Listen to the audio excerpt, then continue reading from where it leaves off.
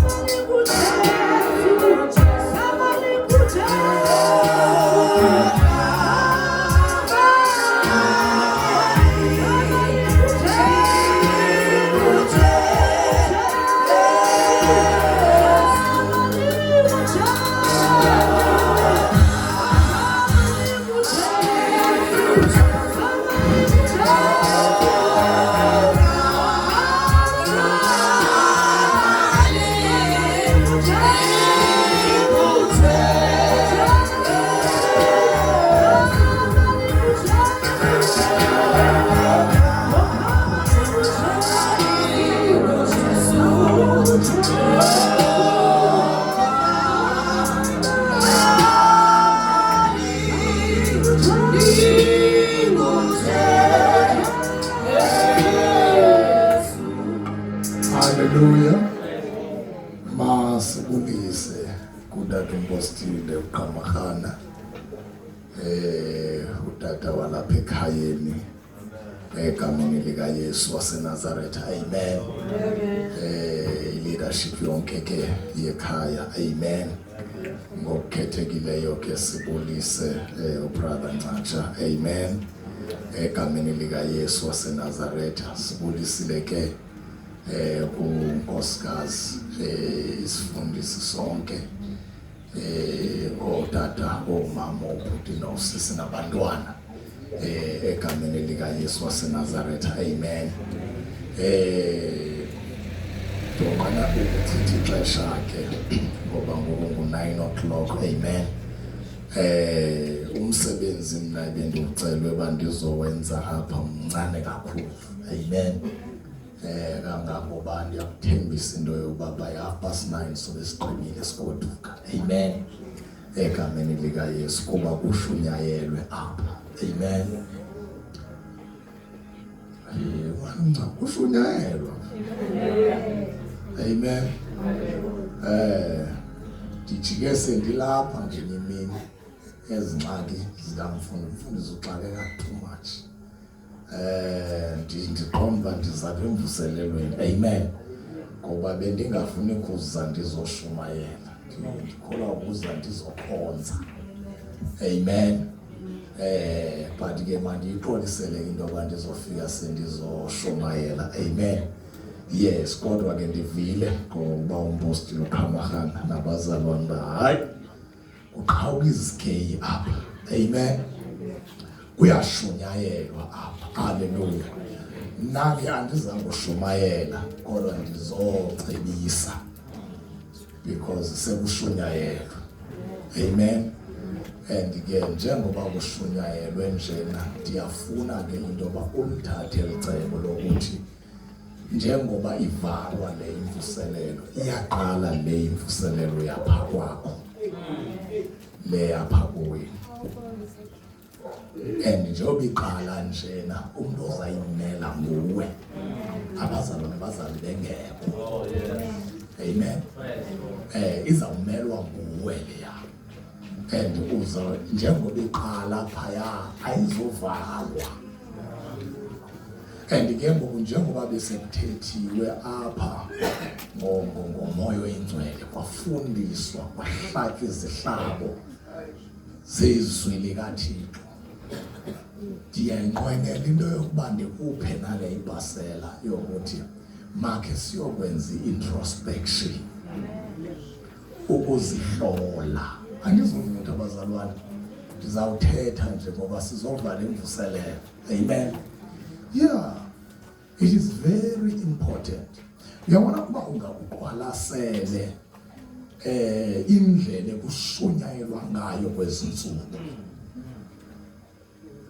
Umenjarishe ukushonyayelwa kwezwi likaThixo ngamadoda namakhosikazi kaThixo, obhuti nosisa bembathiswa amandla nguThixo.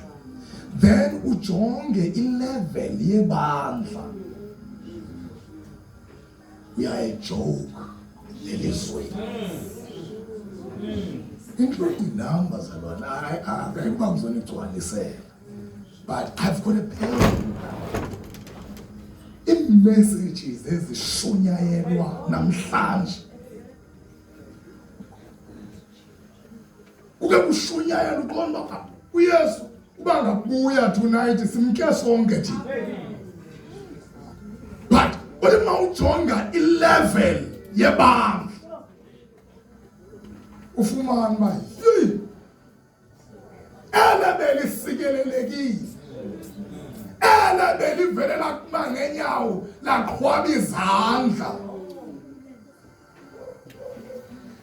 Ibalulekile ke bangcwele into yokuba siyiqwalasele, ngoba namhlanje size kangangoba nangoku siyabazi naba-powerful. Yo, andikwazi kumisisa ubani, andikwazi kuphosa ngoba that's a powerful man of God. And andiyazi noba siyiphose ngokuthi sithathe ukuthetha kukaThixo sikumise nomntu,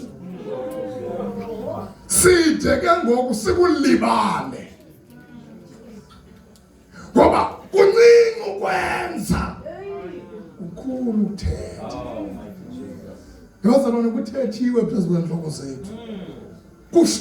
Yazi tata, ndike xa ndicinga into yoba ndizijonga nje esipilini ndizibuza uba ndingulo wathandazelwa yindoda engazange yayifunda iBhayibhile liphepha, eyayinikezwa nguThixo uqobo.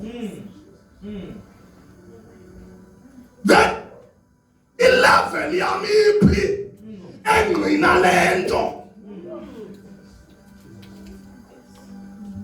Ngoba nxa ndithanda ndingazenza utata ukula ndishumayele njengayo and abantu basikeleleke. But apha kusikelelekeni simenge ngabantu besifumana uba le nto emisa ngenyawo kumele uba iyasililisa bazalwane. Kumele uba siyaripenta kule nto, akumelanga sima ngenyawo tu at all. But because ngoku sisuke saba nomoya njengathi ngoweshow. And namhlanje kuthiwa ngomoya wengcwele, what a sensitive topic. Esinje sayalezo uba singamenzi ibuhlungu.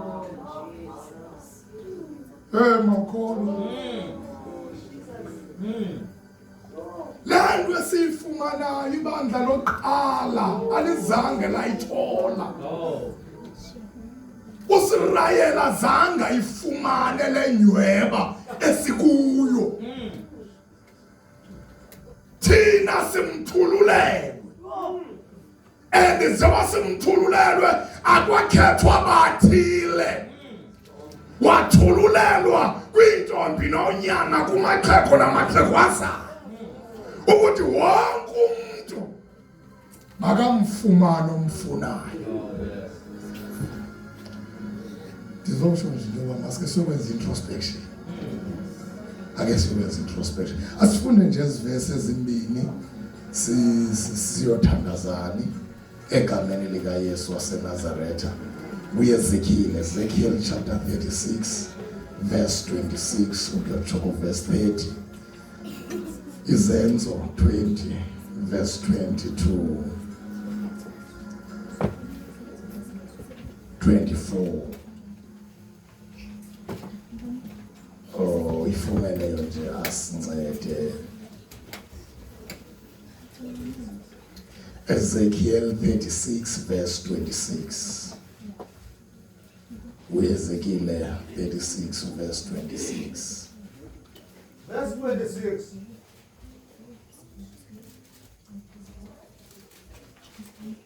Yes. Yes, yes. Verse 26. Ndoninika inhliziyo entsha. Ndininike umoya omtsha ngaphakathi kwenu. Ngiyisuse inhliziyo elilitshe enyameni yenu. Ndininike inhliziyo eyinyama. Ndofaka umoya wami ngaphakathi kwenu. Ndinenze nihambe ngemimiselo yami. Niwagcine amasiko ami. Niwenze. Niyakuhlala ezweni endalinika oyihlo. Nibe ngabantu bami, mina ndibe nguThixo wenu. Ndiyakunisindisa ebunqambini benu bonke. Ndibize ingqolowa, ndiyandise. Ndinganiziseli indlala. Ndosandisa isiqhamo somthi nokuphuma emasimini. Ukuze ningabuyi namkeliswe ingcikifo sendlala ezinhlangeni. Niyakuzikhumbula ke indlela zenu ezimbi nenhlonti zenu ezingalungileyo. Nizikhuqukele ngokwenu ngenxa yobugwenxa benu nangenxa yamasikizi enu. Siye kwizenzo 20 verse 20.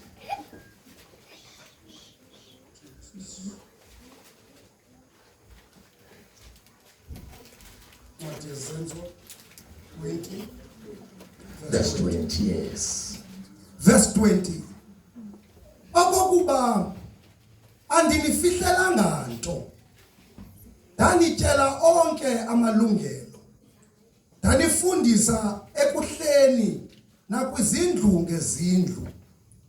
Ndiqononondisa kumaYuda nakumaGrike ukuguqukela kuThixo. Nokukholwa kuyo inkosi yethu uYesu Kristu. Verse 22. Nangoku yabonani ndiyamna eYerusalem ndibotshiwe ngumoya. Ndingazazi izinto eziya kundihlela khona. Ndanele ukwazi ukuba umoya oyingcwele uqononondisa kwimizi ngemizi esithi ndilindwe ngamakhamandela naziimbandezelo.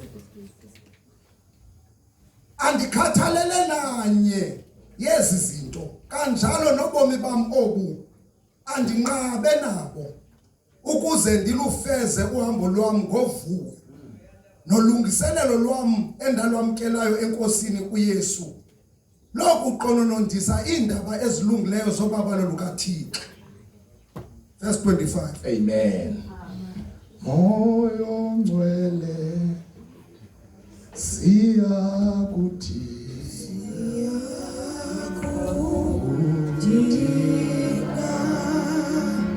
moyo ngcwele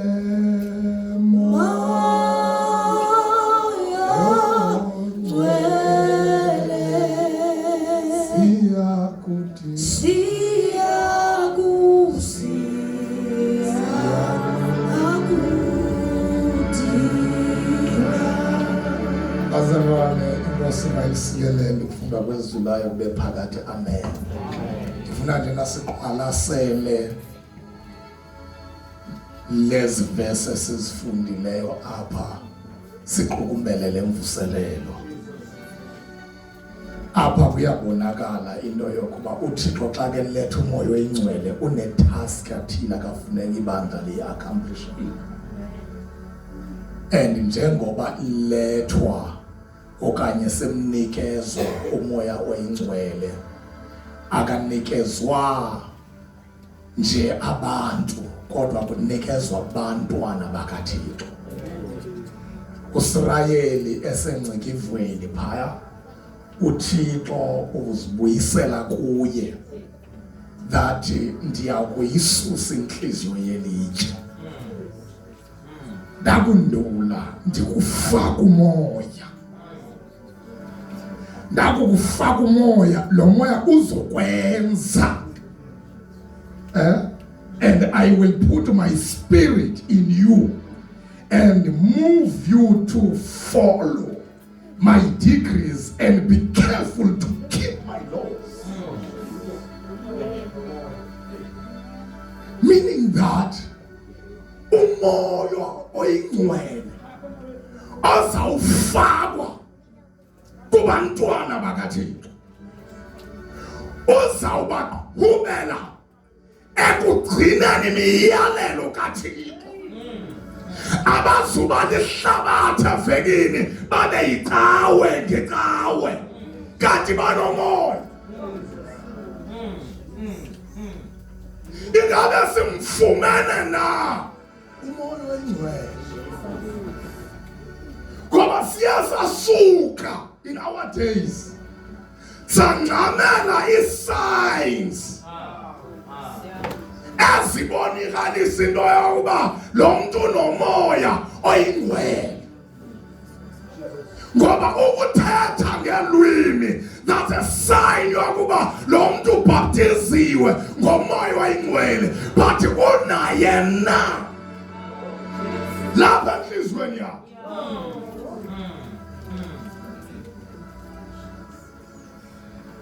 Unaye na umoya oyingcwele ngoba ukuthetha ngezilwimi ukukhitha nokuqhaqhazela nokuwa nokugxothwa kwemimoya akutsho ukuthi character idliwe ngoba wakungena yena uzokufosa izono zenu nokuzigcina nizonyanye. Why? Sidliwe more. Akuyoba khona siphithiphithi phakathi kwethu athi uPaul ninangane ngolwango lukamoya nibulisane ngezango uma sithi mayibongwe umoya ukhikisana ngaphakathi ngoba sidliwe sishunyezi kuthethiwe bazalwane kushunyayewe but sekuyi-show in our days sekuyi-show in our days ngoba akukushunyaelwa akuveli kwicharacter kusekhona impikwano phakathi kwabazalwane kodwa bathatha ngeyilwimi kusekhona inhlebentwane kodwa bahliba nomoya oyingcwele bawuphi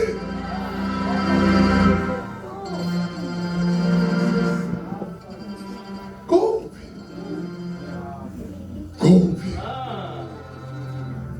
2 years banohlala Jerusalem sononqina sonoshumayela ngoku banohlala ambanolinda yayi niyavutha niyazazi izibhalo ningazitolika niyazazi izilwimi ningazithetha niyakwazi konke ake niyohlala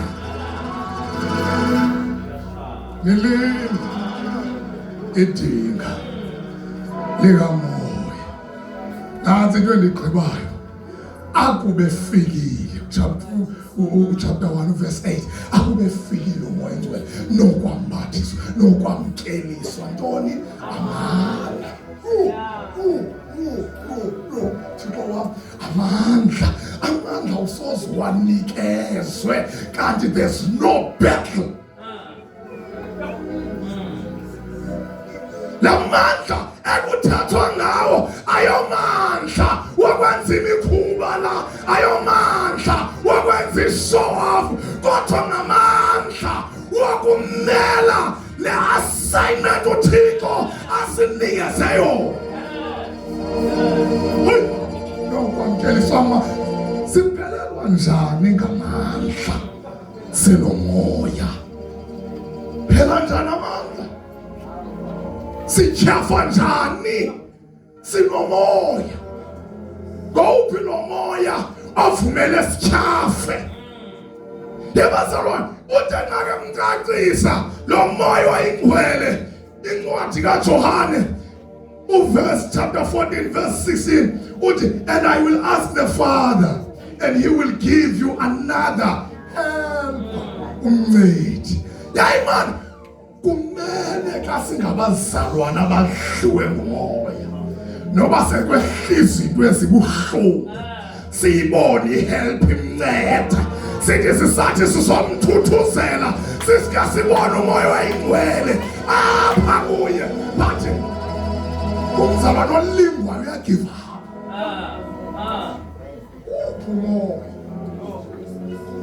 Umoya wokuhlonyayela iyaqala imvuselelo phi ekhaya.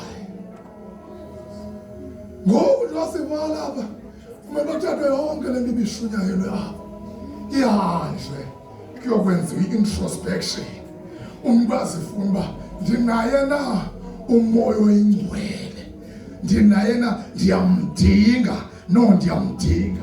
Ithi ke ngoku iBhayibheli, he's our comforter, he's our advocate, he's our intercessor, he's our counselor, he's our strengthener, he's our standby.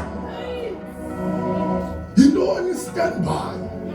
I-standby ngumuntu okugadileyo. By emsebenzini sine-standby.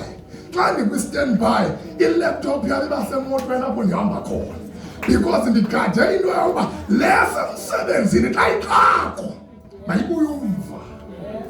Mayitheni? Mayibuye umva kungene mna. Awukwazeki kubeka umuntu o-weak phinde ne-standby sibe weak. I-standby sikhona ukuze sisuswa kuthathaka angene. Now we have got our standby. Ekuthini uma sisoyisakala afika sifunwe sohluleka phi kanti ukhona. Yeke lo inyama yothuka, yazi inyama ngothuswa nazingelosi uve kusenyuka izinto kanti azingelosi. Inyama but umoya oyingcwele sike siyeke ke ngokuthi sizabona pha eziqhameni umoya lo oyingcwele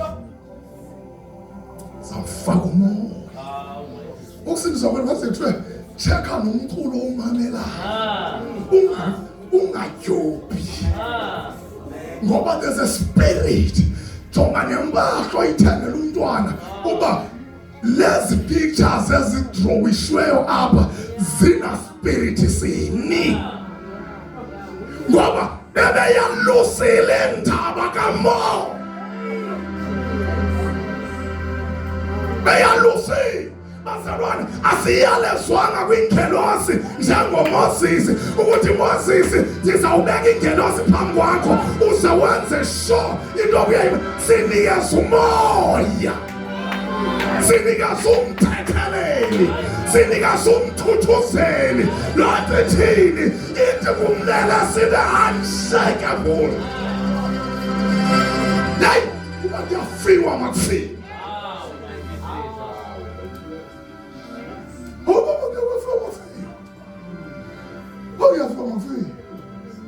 Hallelujah. Masivale bangcwele. uPaul uyavalelisa kubadala base-Efesu. Uchaza indlela akamnqobe ngayo. Uchaza indlela akame ngayo. Uchaza indlela yoba andifihlelanga nani into. Ndishumayele kumaGrike nakwinhlanga. Ndichaza inguquko lokukholwa kuYesu. Amen. Uthi nango ndiye eJerusalem. Hallelujah. Andikwazi ukuza ndehlela, kodwa ndazi into yinto uba umoya oyingcwele uqononondisa kwiindawo zonke zokuba idrongo zindilindile, iintshutshiso zindilindile. Ithi laa nto andikhathalele nanye. Waye ungakhathalanga Paul? Ndifakwe umoya. Ngophi ngaphi lo wethu wobugwala lo wethu wobugwala uthi andonqeni nangomphefumlo lo wam as long ndizalifeza ugqatso lwam ndiwenza umsebenzi wolungiselelo uThixo akandithume wona. Ithi loo nto awungeze ufakwe umoya oyingcwele ukhonze for 6 months 12 months awuwinanga nomnye umphefumlo. Lo moya oyingcwele wakho wenza ntoni kanje? Wenza ntoni umphefumlo? Lo moya oyingcwele wenza ntoni? Uzulumkele ungabi nomoya oyingcwele wasecaweni. After church dololo uma efakwe ngaphakathi, number 1 usinikeza isibindi, number 2 sithi masiweyisha indaba kamoya oyingcwele nehlabathi siqonde into yoba Nkosi yami ukufa kuthi kuyinzuzo kwaye ukuphila kunguKristu. Asazi uba masikhethe yiphi, sifikelela njani kwezo decisions ezinjalo. Sidliwa yinto esife uzawumenza nilandele imiyalelo. Into yabangela abapostile bafe ngala ndlela abafanele, bancama iifemelisi zabo, bancama uyohla sebevalelwe esihlongweni oPaul. Zinto ezanto ndingavalela but ivangeleli kum aliboshwanga, abhale ileta etrongweni. Kumele uye umthandazo wokukhalaza uba uphi Thixo, uthuleleni Thixo. Yini Nkosi, uthuleleni Thixo, thuleleni Thixo. Kumele uthandaze umthandazo wokukhalaza, but khonapha etrongweni sisene-assignment, sibanjiwe, sikhonqiwe, sivalelwe, kodwa we are pushing i-assignment yokuthi nina ningaphandle ake sinibhalele sinicalele bazalwane ukuthi yomelelane eNkosini nasekomehlandleni hayo. We are pushing the mandate. Sidliwe ngumoya oyingcwele, asikwazi kuphinda sonqenekele soyika ukufa. Enye yezinto, last point, lobu bukhombe bethu esibubo si-endapha sisamkela nezimo uthi bowangazithethanga ezulu.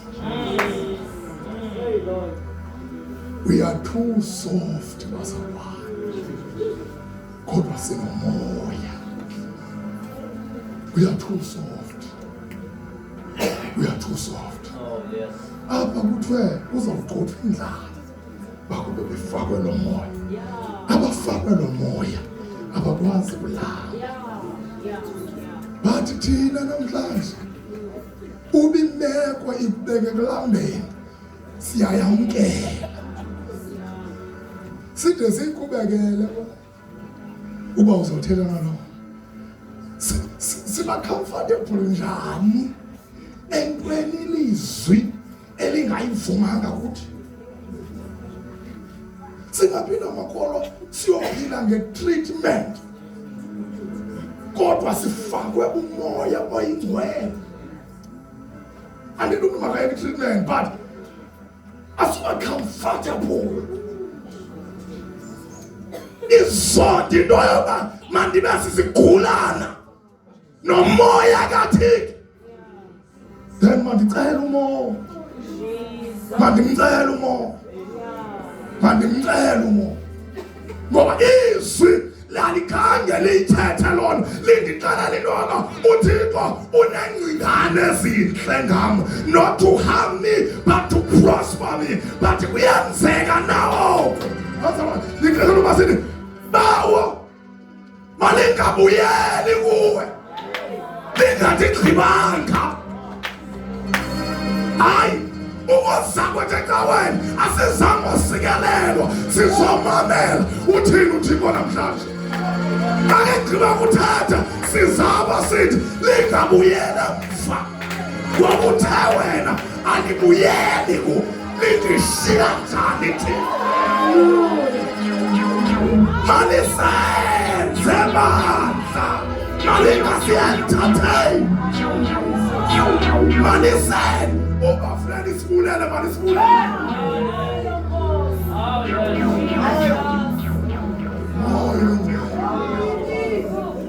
owenza abazalwane basukise nasetrongweni besopha owenza abazalwane bathi ngoku baye kuShumayela bayohlala etrongweni bamweshe kuThixo bakhitshwe ingelosi baphindise etempileni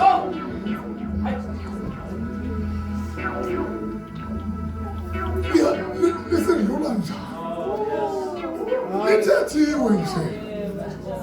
lithethiwe ukuthi selivile selikholiwe lelakhe why bazalwane we need the manifestation and the manifestation idinga umuntu ngamunye abamba uThixo omsele afuna uThixo ngenhliziyo yakhe yonke umephuma ecaweni ayazi ngoba ndinetask yokumfuna uThixo yona nto ezawusiqhubela thina singakhonzi only on Sunday ngoba umoya uzawusenza into yoba sizigcine izimiso zakhe. That is why kuyanyanzeleka into yoba ibandla malomphathiswe ngamandla malimamkele umoya oyingcwele. Sinalo duty bazalwane ngiqhubile uShumayela bengizothi nje masokwenza inspection kushunyayelwe uma ungamenjarisha indlela esishunyelwe ngayo esishunyayezwe ngayo kumele bakekho umuntu ozaba comfortable ukuhlala enhluphekweni kumele kungabikho umuntu nomnye ozaba comfortable ukusokola ukugula izwi lithini ngami moya walo wamvusa uKristu umenga phakathi kwemizimba yenu yokwenza iphile lindishiya njani Thixo ungangehluli izwamazwi wami angedlulwa Thixo and we don't give up as a one but we never change we keep on praying Wadlulwa indoda yayingqiba umlwana ohlala phezu kwesayitha for 38 years ngayintoni ithamba lale ndoda for 38 years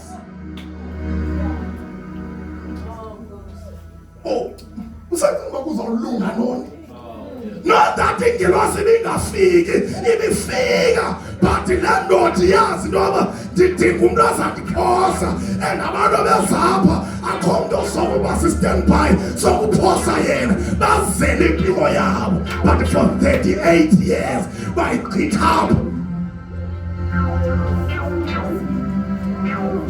kodwa icingi noma nigoduke we don't give up uma sithandaza labantwana isima selonke we take charge of the platform. We take charge. Asizodlulwa ngabathakathi moya oyingcwele singena kwesitrato asijiki siyema bazalwane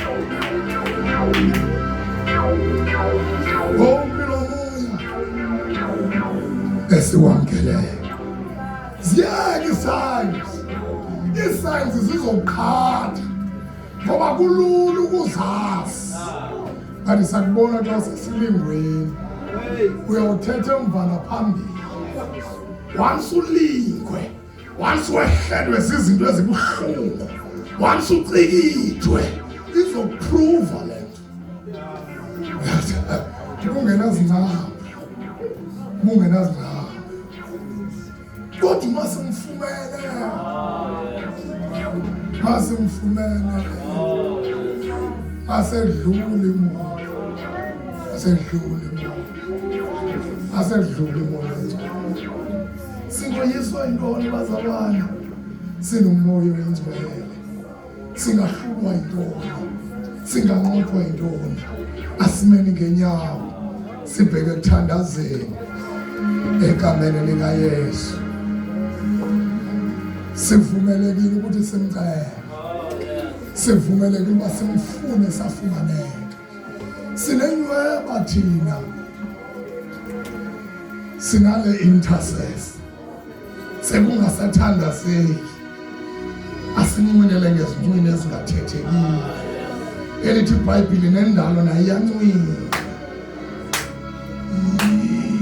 yabubula funa ukutyhileka abantwana okanye onyaka bakaThixo abazutyhile bazalwane if ibandla lizawuhamba without umoya oyingcwele siyafana necawe because the only difference between thina nocawe ngumoya oyingcwele siphathe iBhayibheli enye sikhonza ngeentsuku ezinye sishumayela sonke sithandaza uThixo omnye sonke senza konke kodwa umahluko sanikana mamkelana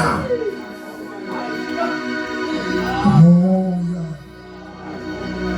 oyingcwele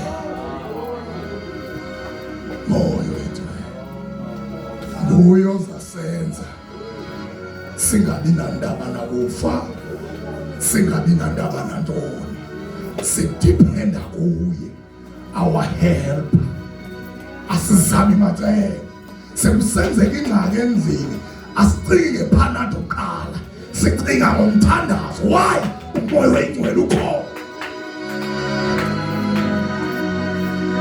umuntu wayitya ityala ndiqonda ndiboosta nje ii-hormones otherwise umoya oyingcwele nandophila ngayo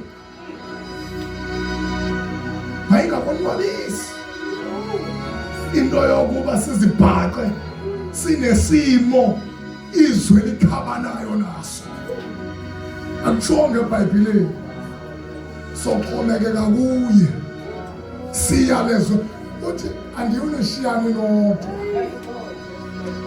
aniyoba sinkethayo aniyohambe nibubula nje nitshitshilise ezitulweni nicela amancedo nithi njalo njalo ingade silwe ngamanye amaxesha nabazalwane abathengisa amanzi nentoni bazawuthina abantu bangagcwali but because there's no substance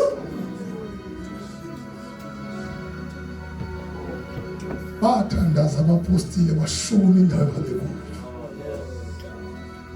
ngomhla wePentekoste kwanyanzeleka inhlanga zishiye imicimbi yazo zenyukele eJerusalem kumele sizivale lapha bazalwane le ndawo lena izulazule ifuna intoba kuthandazwaphi xa befika apha umsuthu evethela isisuthu umhlubi evethela isihlubi impondo livethela isimpondo lingaphandle babuzana intoba kutheni bancwilile and laa nto eyayisenzeka eJerusalem. It was a prophetic message that the gospel must be preached all over the country. That is why you must win souls. Because the business category is about souls. If we are not winning souls,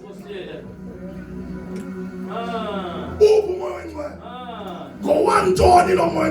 What we ask, ukwenza intando yalowo ndithumayo. Uma ndingayenzanga intando yalowo ndithumayo andidlanga ndilambile. Meaning that xa yaze ndizolithumela lo mncedi uzondinceda kule mission yokuwina imiphefumlo.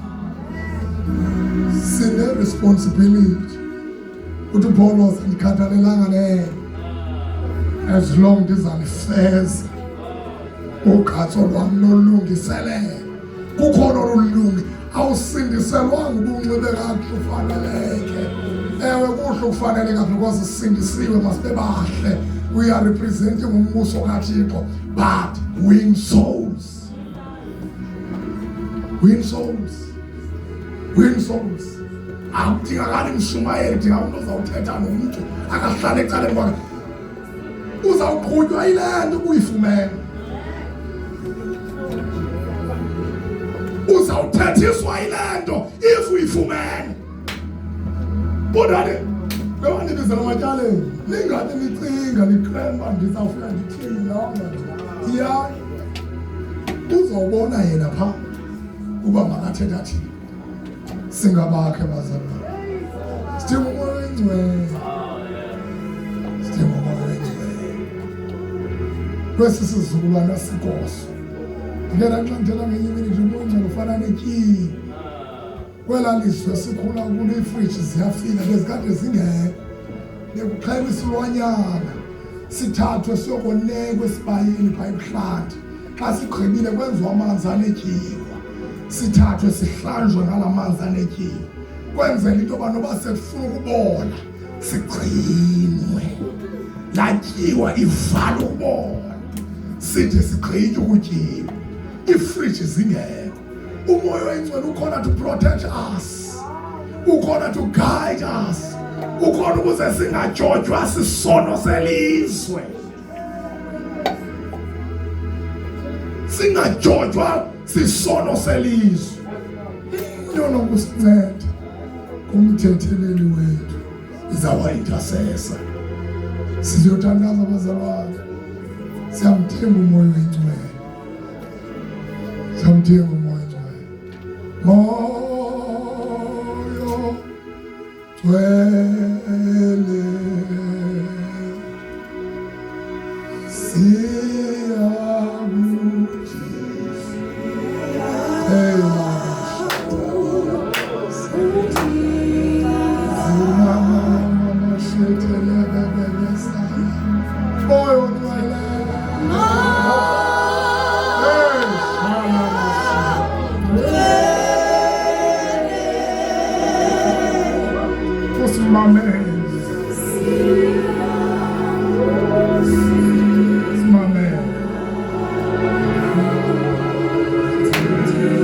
Jehova ndimulona olilonda Yesu lawo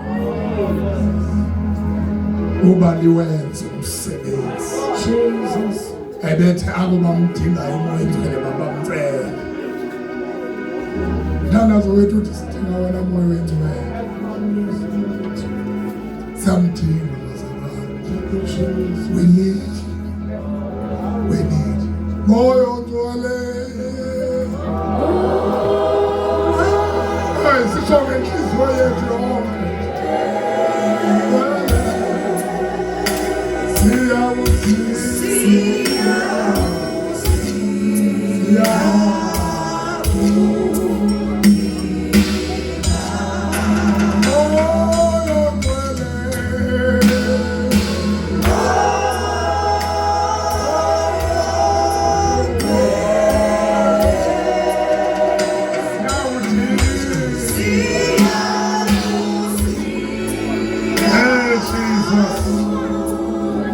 asithandazeni mawethu oyingcwele, mdali wezulu nehlabathi.